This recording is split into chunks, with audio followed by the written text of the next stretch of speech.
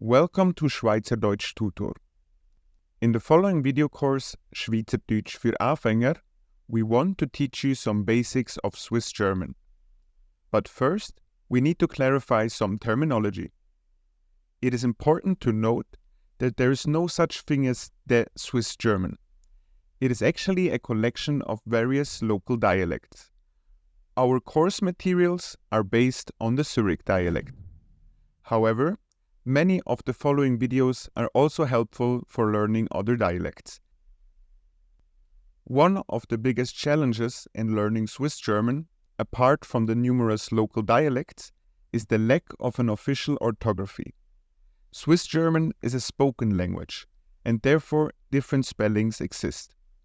Most Swiss orientate themselves on the High German spelling.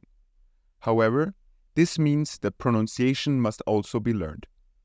This is why our teaching materials are very closely orientated towards the pronunciation of the words. Finally, it should be noted that the languages are constantly evolving. For example, the influence of High German and English on Swiss German is constantly increasing. With our teaching materials, however, we still try to convey a classic, traditional Swiss German. Thanks a lot for your attention. For more info, visit Schweizerdeutsch-tutor.com.